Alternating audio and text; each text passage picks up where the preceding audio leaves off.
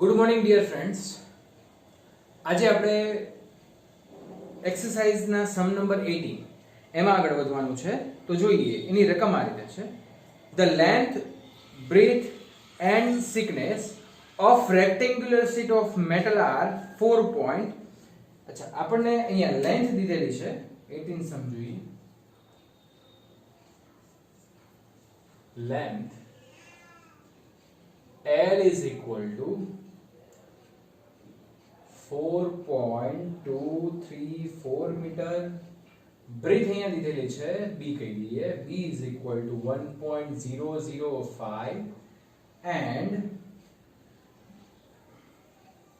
thickness જેને આપણે thickness ને height કહી દઈએ. height is equal to 2.01 into 10 raised to minus 2. We need convert centimeter into meter. So 1 centimeter is equal to 10 raised to minus 2 meter, and that is convert into the meter. Okay. Give the area and volume of the sheet to correct significant figure. એટલે આપણે significant figure rules નો use કરવાનો છે. પહેલા તો આપણે area find કરીએ. તો area છે, area is equal to length into breadth પણ લઈ શકાય, બ્રેથ ઇન્ટુ હાઈટ પણ લઈ શકાય. ઓકે, પણ રેક્ટેન્ગ્યુલર કીધું છે. Area of rectangular sheet, rectangular sheet. તો એની માટે રેક્ટેન્ગ્યુલર શીટ માટે આપણે યુઝ કરશું ઇક્વેશન ટુ. આ ઇક્વેશન યાદ રાખવાનું છે બધાએ. L into B plus B into H plus H into L.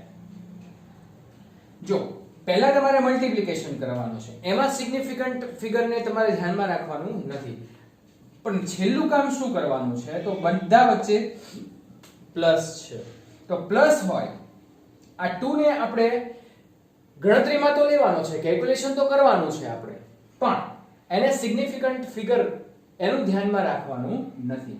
તો આ બધાનો તમે હિસાબ કરશો એટલે અહીંયા એક આપણને આન્સર આવો આવે છે 8.61564 મીટર સ્ક્વેર. આવો આન્સર આવે છે. હવે તમે જુઓ તો આપણે પ્લસ છે તો પોઈન્ટ પછીના ડિજિટ એટલે અહીંયા 1 2 3 હિયર ધ પોઈન્ટ પછી આપણે ગણીએ છીએ તો 1 2 3 અને અહીંયા 1 2. તો અહીંયા પોઈન્ટ પછી આપણે 2 ડિજિટ રાખવાના છે. મિનિમમ ડિજિટ હોય ડેસિમલ પોઈન્ટ પછી એટલા આપણે ડિજિટ અહીંયા રાખવા પડે અને એને આપણે સિગ્નિફિકન્ટ ફિગરનો રૂલ્સ કહીએ છીએ. તો અહીંયા 4 it is less than 5 and here the 6 it is more than 5, so here the plus 1, here the 6 more than 5, here the plus 1, so here the 2. 8.62. The unit of area is meter square. It is very simple. And now the volume of sheet, volume find કરવું છે. તો volume માટે તો બહુ simple વસ્તુ છે. Volume is equal to length into breadth into height. તો LBH બધાનું મલ્ટીપ્લિકેશન કરવાનું છે. 4.3234 multiply by 1.005 multiply by 2.01 into 10 raise to minus. આ બધાનું મલ્ટીપ્લિકેશન કરશો મિત્રો એટલે આપણો જે આન્સર છે એ કંઈક આવો આવશે 0.085528917 મીટર ક્યુબ. તો એક્ઝેક્ટલી મલ્ટીપ્લિકેશન છે તો બધા ડેસિમલ પોઈન્ટને ધ્યાનમાં રાખવાની જરૂર નથી. તો ડેસિમલ પોઈન્ટને ધ્યાનમાં ન રાખીએ તો 1 2 3 4 1 2 3 4 1 2 3.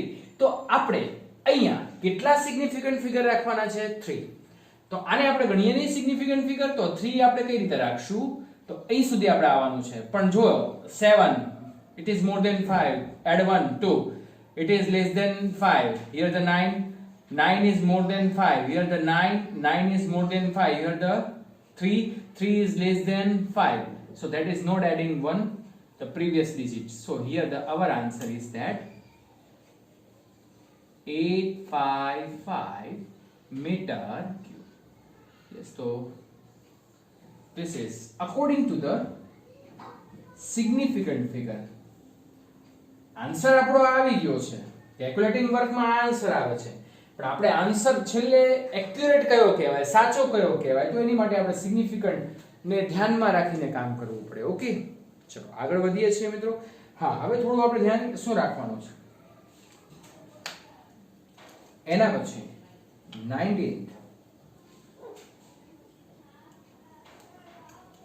19th sum છે. The mass of box measured by the grocer's balance. Mass M is equal to 2.300 kilogram. 2.3 લખો તો પણ ચાલે. 2 gold piece of the mass is M1 is equal to 20.15 gram and M2 is equal to 20.17 gram. Are added to the box. What is the total mass of the box? Total mass of the box we consider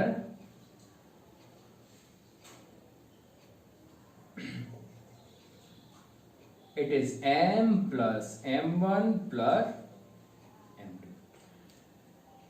પણ આ બધાનો આપણે addition કરવો છે તો first of all આપણે બધાના unit same કરવા પડે. તો બધાના યુનિટ આપણે એક કામ કરીએ, તો હું આને કિલોગ્રામમાંથી ગ્રામમાં ફેરવી દઉં તો કિલોગ્રામમાંથી ગ્રામમાં ફેરવી દઉં તો અહીંયા થશે 2300 ગ્રામ. It is 1 kilogram is equal to 1000 gram. So multiply this 1000 2300 तो 2300 plus 20.15 plus 20.17. कैलकुलेट करना है आपने तो 15 plus 17 31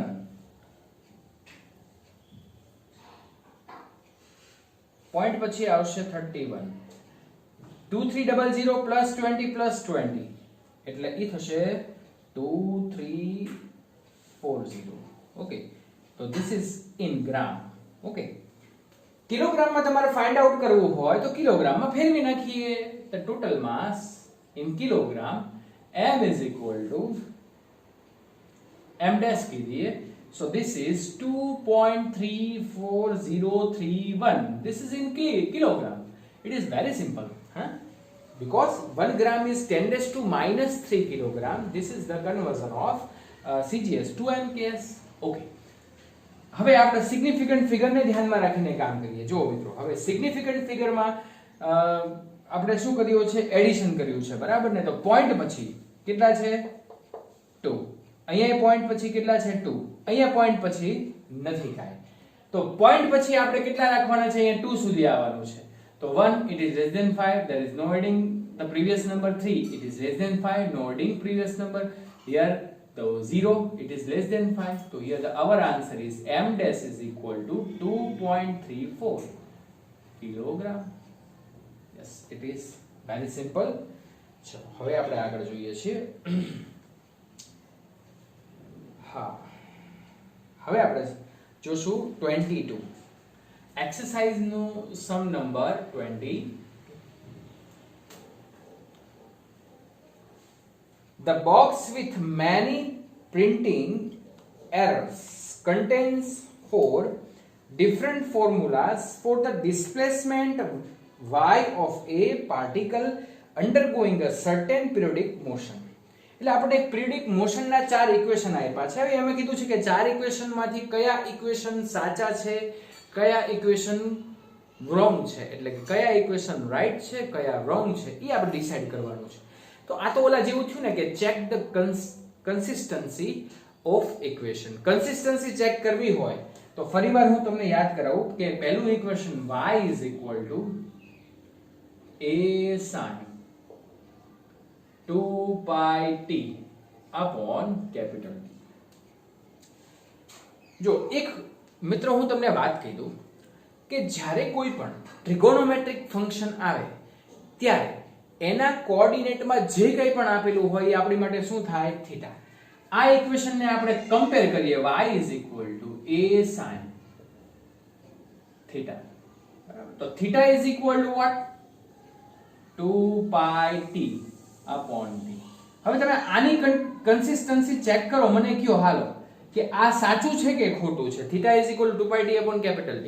તો એ તો કન્સિસ્ટન્સી ચેક કરવી હોય તો થીટા એંગલ છે that is m0 l0 t0 2 pi and dimension no હોય here the t1 time and periodic time it is called t1, so that is m0 l0 t0. તો આ right છે sin 2 pi t upon capital T. તો આપણને એવું કીધું છે yes. તો this equation, અચ્છા હું તમને એમ કહું કે એ પણ શું છે, y is equal to a છે તો એને પણ આપણે શું કહેશું, ડિસ્પ્લેસમેન્ટ કહેવાય. ઓકે, તો this equation is right.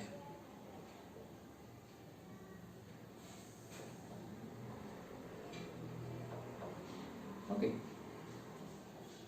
કારણ કે a is equal to, જો આપણને એવું કીધું છે કે a is equal to y is equal to displacement, a is equal to called maximum displacement. એને શું કહેવામાં આવે છે, maximum displacement. ઓકે, આપણે તો ખાલી આટલું જ ચેક કરવાનું હતું કે theta is equal to 2 pi t upon capital T થાય છે.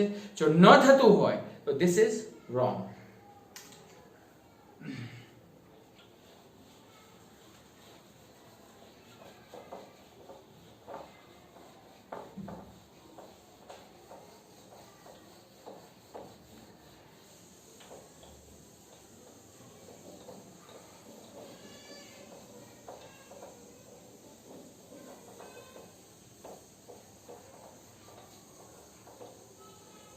ઓકે, સેકન્ડ ઇક્વેશન આપણે ચેક કરીએ.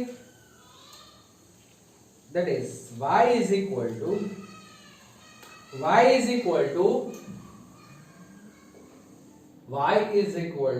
a sin v into t. ચલો ફરીવાર આપણે કમ્પેર કરીએ. y is equal to a sin theta. Theta સાથે કમ્પેર કરો તો theta is equal to v into t. તો કન્સિસ્ટન્સી પહેલા ચેક કરીએ. તો થીટા છે LHS, it is m0 l0 t0.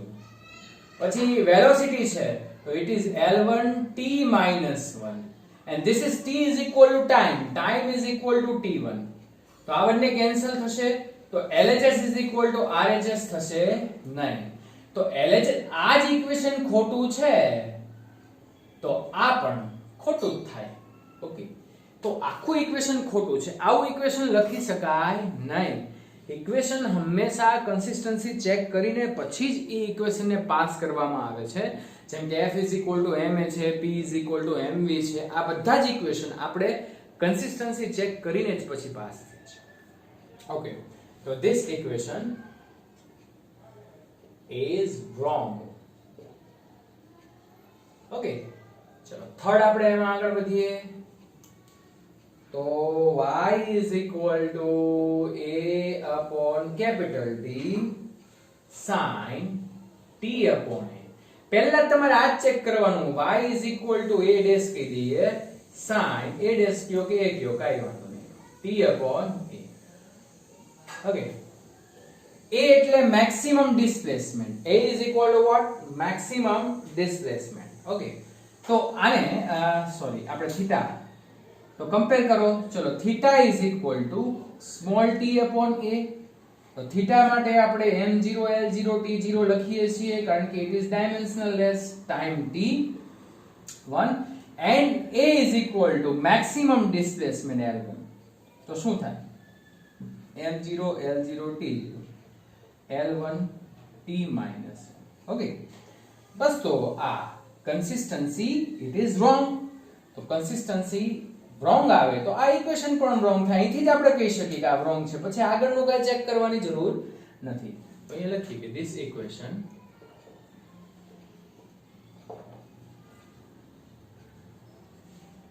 wrong. Okay, fourth y is equal to a upon under root 2. જો હવે ધ્યાન રાખવાનું છે, sin 2 pi t upon capital T plus cos 2 pi t upon capital T.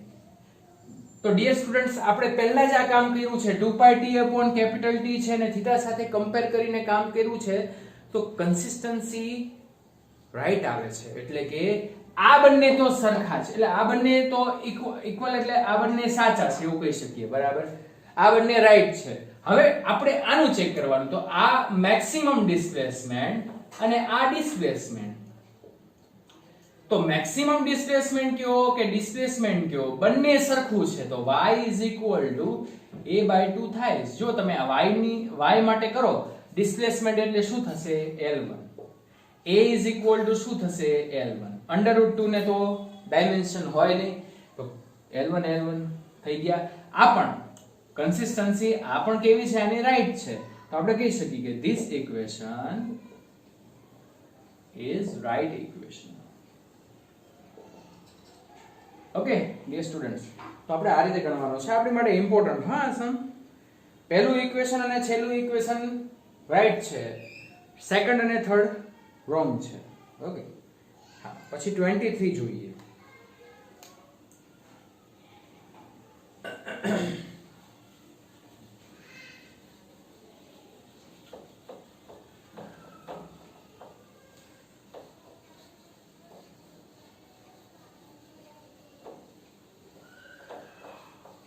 Okay, 23. A formula's relation in physics relate moving mass m to the raised mass m0 of particle in term of its speed v and its speed of light c. The relation first arose as the consequence of the special relativity due to the Albert Einstein. એટલે આ જે relation આપ્યો છે આપણને એ Albert આઇન્સ્ટાઈને આપ્યો છે. Okay, a boy recalls the relation almost correctly but forgets where to put constant c.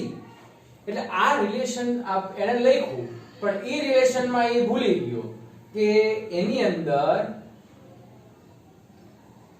c ક્યાં મૂકવો. c એટલે કે velocity of light in vacuum.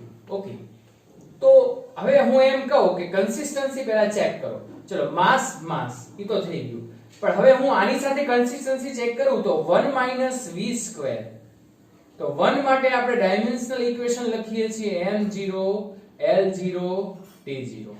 Velocity માટે આપણે ડાયમેન્શનલ ઇક્વેશન લખીએ છીએ l1 t-1 પણ સ્ક્વેર છે એટલે l2 t-2. તો મિત્રો આપણે અહીંયા આ કન્સિસ્ટન્સી રોંગ છે. કેમ કે જો અહીંયા m0 l0 t હોય t0 હોય તો અહીંયા પણ m0 l0 t0 હોવા જોઈએ તો ઇક્વેશન સાચું કહેવાય. તો અહીંયા મારે m0 l0 t0 લાવવું હોય તો એની માટે હું અપોનમાં l2 t-2 ગોઠવી દઉં તો આ બંને કેન્સલ થઈ જાય, તો m0 l0 t0 minus m0 l0 t0. તમને એમ થતું હશે સર આ બંને માઈનસ થી 0 નો થઈ જાય?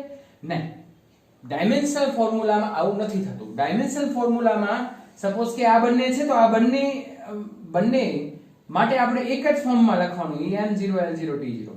તમને આવું આપ્યું હોય m1 l2 t-2 minus m1 l2 t-2 તો 0 નહીં લખવાનું, આ બંને ને કમ્બાઇન્ડ માં એક જ લખી નાખવાનું m1 l2 t-2. Got it?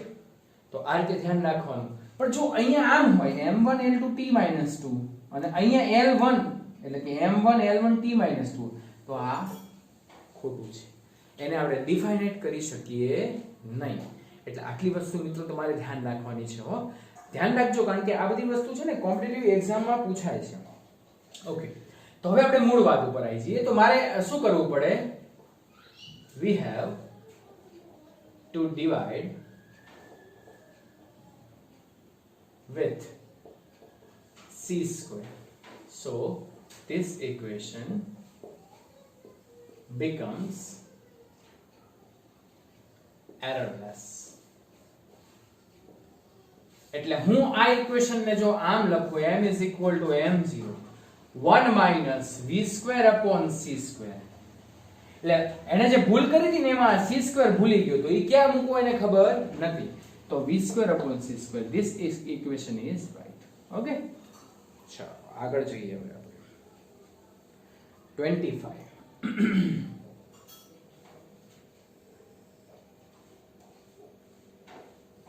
સાવ સહેલો છે.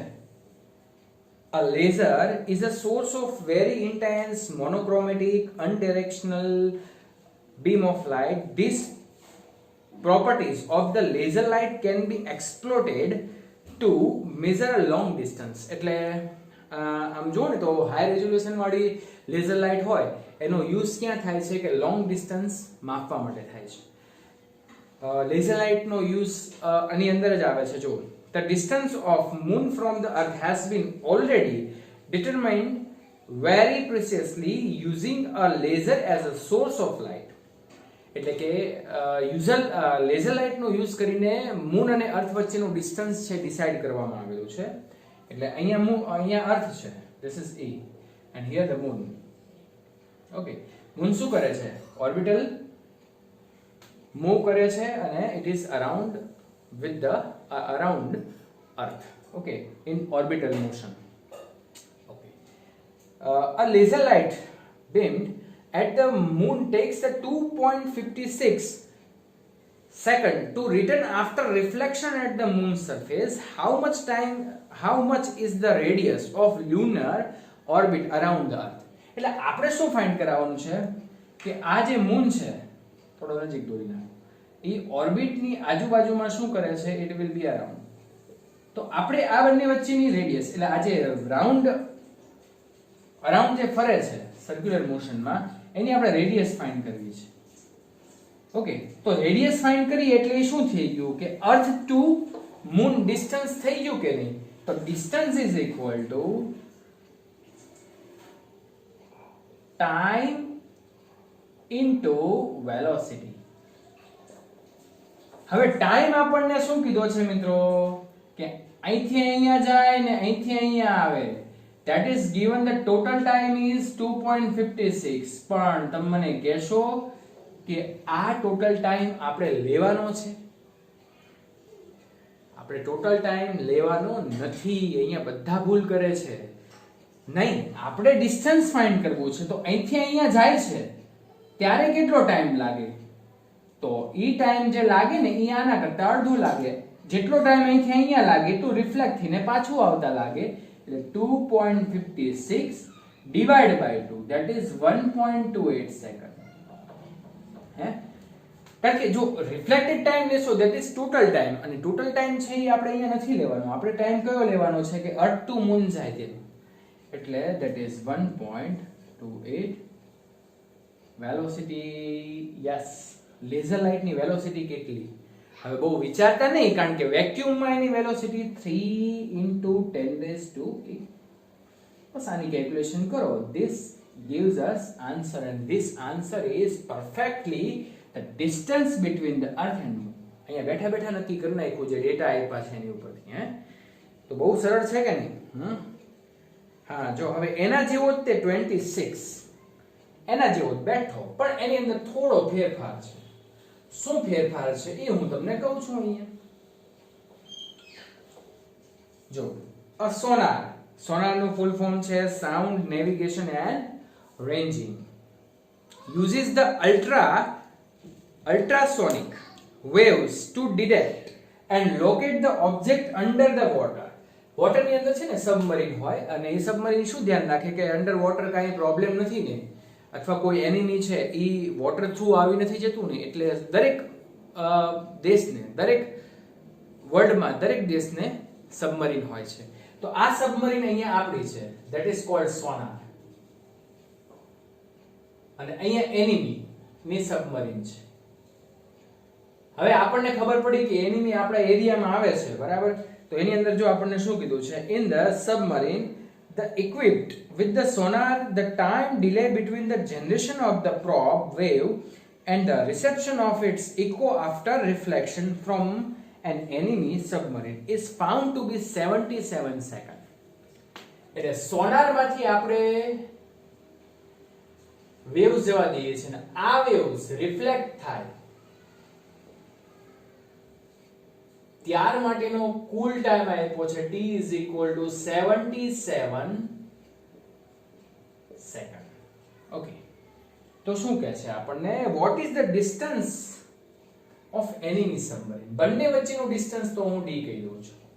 તો distance d is equal to velocity into time. Velocity જો તમને લાસ્ટમાં દીધી છે, હે, speed of sound in water એ અલગ હોય હો, એટલે આપણે આ નથી લેવાની, અંદર આપી છે 1450. પણ ટાઈમ શું લેશું? હાલો મને કયો, આની ઉપરથી કયો, ટોટલ ટાઈમ લેશું કે ખાલી only just one direction time લેશું? તો વન ડિરેક્શન ટાઈમ લેવાનો અને ઈ ટાઈમ આનો હાફ આવશે એટલે 38.5. બસ આટલી તમે કેલ્ક્યુલેશન કરશો એટલે આન્સર શેમાં મળશે તમને? મીટરમાં. ઓકે, તો અહીંયા આપણા એક્સરસાઇઝના સમ પૂરા થાય છે મિત્રો. નેક્સ્ટ ટાઈમ મળશું મિત્રો આપણે ઇલસ્ટ્રેશનના સમ સાથે અને એક નવા અસાઇનમેન્ટ અથવા તો નવા ચેપ્ટર સાથે. Okay, thank you.